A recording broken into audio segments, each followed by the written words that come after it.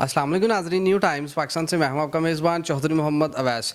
नाज़रीन, आज मैं मौजूद हूं सियालकोट में और मेरे हमरा इस वक्त मौजूद हैं पाकिस्तान तहरीक इंसाफ के नामजद उम्मीदवार बराए मेंबर कंटोनमेंट बोर्ड सियालकोट जनाब सईद अहमद चौधरी साहब। उनसे ये जानने की कोशिश करेंगे कि आखिर क्या वजह बनी है कि वो एकदम से वो पॉलिटिक्स के अंदर आए हैं। उन्होंने बाज़ाब्ता तौर पर सियासी अमल का आगाज़ किया। अगर ये इलेक्शन विन कर जाते हैं वार्ड नंबर 2 का, तो इलेक्शन जीत के ये पब्लिक को किस तरह फैसिलिटेट करेंगे। जी अस्सलाम वालेकुम सर।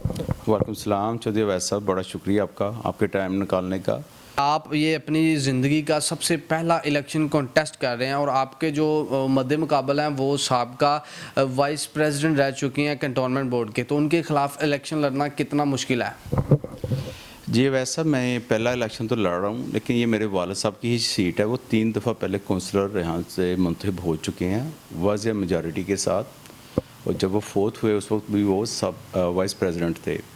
तो ये पहला इलेक्शन तो मेरे ख़ानदान में ना हुआ, मेरा ज़रूर है लेकिन मेरे ख़ानदान का तो नहीं है। दूसरी बात यह है कि जो आपका ये सवाल है कि कितना को मुश्किल इलेक्शन है, नहीं मुझे तो मुश्किल नहीं लगा। हमें तो अल्हम्दुलिल्लाह सपोर्ट हासिल है महल्ले के हर बंदे की, हर फर्द की, हर औरत की, हर लड़के की, हर लड़की की। और जो साबका वाइस प्रेसिडेंट है वो तो नाअहल हो चुके हैं, उन्होंने तो अपने फार्म 4 में अरसा से ही शो नहीं किए, उनकी बुनियाद पर वो नाअहल हो चुके हैं। प्लस वो अपना जो रिलायंस प्रेस का कारोबार करते रहे 20 साल तक कैंट बोर्ड में, अपने ही as a vice president, as a member, वो अपने ही बिलों पे साइन करते रहे हैं। वो कितनी अजीब बात है कि जितने भी बिल पास हुए हैं सबसे लोएस्ट कोटेशन उनकी ही होती है, और हमें तो कोई ऐसा बिल नहीं मिला कैंट बोर्ड्स में कि रिलायंस प्रेस के अलावा किसी और ने भी कारोबार किया हो। तो ये कैसे पॉसिबल था? तो ये लगता तो यही है कि ये मिली भगत थी। और एक ऐसा इतफाक़ भी हमें हुआ, ऐसा बिल भी हमें मिला है जिसमें इनकी कोटेशन सबसे हाई थी, उसके बावजूद इनको वो ऑर्डर प्लेस हुआ है। सर, इमरान अनवर भट्ट साहब के बारे में आपका क्या ख्याल है, क्योंकि वो तो पीटीआई के ही उनके बकौल वो वर्कर थे, तो क्या ख्याल है आपका कि इस चीज़ से इमरान अनवर भट्ट पीटीआई का वोट बैंक नहीं तोड़ेंगे? नहीं, मेरा नहीं ख्याल वो तोड़ेगा जी। उनके पास निशान, उनके पास बाल्टी है, हमारे पास बैट है। तो होता यह है कि किसी भी पार्टी का जो वर्कर होता है ना, उसकी तो ये इंटरव्यू लेने से पहले, एप्लीकेशन लेने से पहले उनसे ये बात क्लियर की जाती है, ऑफिशियल ये क्लियर करते हैं। अगर टिकट मिला तो वो इलेक्शन कंटेस्ट करेंगे, नहीं तो वो नहीं कंटेस्ट करेंगे। तो पहले बात उन्होंने अपनी पार्टी की ही खिलाफवर्जी कर दी। और दूसरा ये होता है कि वैसा कि जब भी पार्टी कोई फैसला करती है तो वो कुछ अपनी चीज़ें देख के करती है। वो देखती है कि मोस्ट इलेक्टेबल पर्सन कौन है, किसकी एजुकेशन हाई है, किसका वोट बैंक ज़्यादा है। तो इमरान भट्ट का तो वोट है नहीं था इतना ज़्यादा, तो हमारे ख़ानदान का तो वोट बहुत ज़्यादा है। इसकी सबसे बड़ी मिसाल ये है कि जितनी दफ़ा भी हमने सपोर्ट किया है मतलब वही सबको वो जीते हैं, जब नहीं किया वो हार गए हैं। हाल ही में जो इलेक्शन महाजरों का हुआ है उसमें वो बुरी तरह हमसे शिकस्त खा के गए हैं। हमारे वोट थे 180, उनके थे 80। उससे पहले 2017 में चौधरी हिलाक साहब और उस्मान डार भी हमने ही उनको साथ हो के अल्लाह ताला की मदद से, दोस्तों की मदद से जितवाया है। उस इलेक्शन में भी ये बहुत बुरी तरह हारे हैं।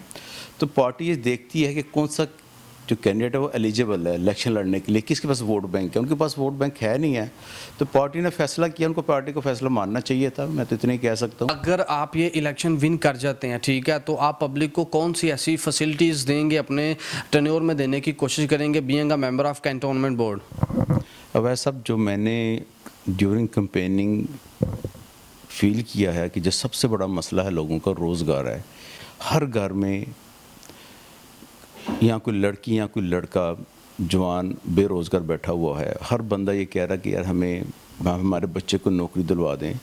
तो सबसे बड़ा इशू तो मैंने ये देखा कि हमने रोज़गार प्रोवाइड करने हैं। लेकिन सर, क्या कैंटोनमेंट बोर्ड के अंदर इतनी नौकरियां हैं कि कैंटोनमेंट बोर्ड इतनी नौकरियां दे सके लोगों को? नहीं, उनके पास नहीं है। हम अपॉर्चुनिटीज़ क्रिएट करेंगे, दोस्तों के साथ मिल के हम अपनी क़यादत से मिल के फ़ैसले करेंगे, चैम्बर को साथ लेके चलेंगे कि जितनी भी अपॉर्चुनिटी निकलती हैं तो हम अपने जो महल्ले के लोग हैं उनको ज़्यादा से ज़्यादा इनको नौकरियां दिलवा सकते। सीवरेज का निज़ाम बहुत बुरा है हमारा, कोई भी नाली चल नहीं रही।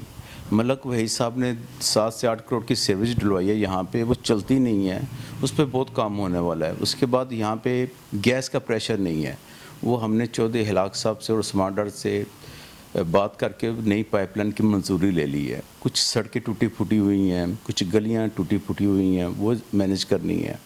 اسکول کا نظام ٹھیک نہیں ہے. کینٹ بورڈ کا نظام جو اسکول ہے وہ اس کی فیس بہت ہائی ہے, وہ 5,000 کے قریب تقریباً لے رہے ہیں. لوگ اتنا افورڈ کر نہیں سکتے, اس کو نیچے لے کے آنا ہے. کوشش کریں کہ فنڈ جنریٹ کریں. جو لوگ نہیں دے سکتے فیسیں تو ہم ایک فنڈ بنا دیں گے جس میں سے ہم ان کی فیسیں دینی شروع کر دیں گے. میڈیکل کے حوالے سے آپ کی کیا پلاننگز ہے؟ میڈیکل کے حوالے سے یہ ہے کہ ہم نے اپنی ایک ہاسپٹل ہے پولی کلینک وارڈ نمبر 7 میں, وہاں پہ ہم ہر مہینے 20 سے 25,000 جمع کروا دیتے ہیں کہ کوئی بھی محلے کا بندہ جو افورڈ نہ کر سکے تو اس کی وہ ڈاکٹر کی فیس اس سے پے ہو جائے. اس کے علاوہ بھی ہم نے وہاں پہ کہہ دیا کہ اگر یہ پیسے ختم ہو جاتے ہیں, مریض بڑھ جاتے ہیں تو ہم سے رابطہ کر سکتے ہیں. اور پلس ہم نے ان کو کہہ دیا ہے کہ اگر کوئی میڈیسن افورڈ نہیں کر سکتا, کوئی مہنگی میڈیسن, تو وہ بھی ہم کو بتا دیا جائے. ہماری مسجد عمر فاروق میں ایک کمیٹی ہے جو اس کو مینیج کر رہی ہے کہ کسی بھی بندے کا کسی قسم کا بھی علاج ہو ہم اپنے جیب سے کرانے کے لیے تیار ہیں. انشاءاللہ اس پہ بھی بہترین کام ہو رہا ہے, مزید ہوتا جائے گا. کچھ سول ہاسپٹل کو بہتر بنائیں گے. کینٹ بورڈ کا ہاسپٹل ہے وہ کافی بہتر کام کر رہا ہے لیکن اس میں بہتری کی ضرورت ہے. ایکس رے مشین نہیں ہے, وہ لے کے آئیں گے.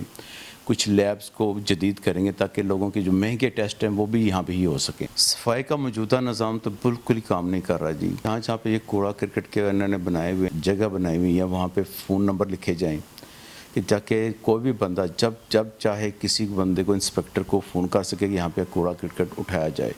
اور ہفتے میں 3 سے 4 دفعہ وہ گاڑی ضرور آئے جو اس کو کوڑے کو اٹھا کے لے کے جائے. اب ایسا بھی یہاں پہ کوئی گراؤنڈز نہیں ہے, گراؤنڈ کو مینیج کرنے کا انتظام کوئی نہیں ہے, کوئی وہاں پہ فنڈنگ نہیں ہے.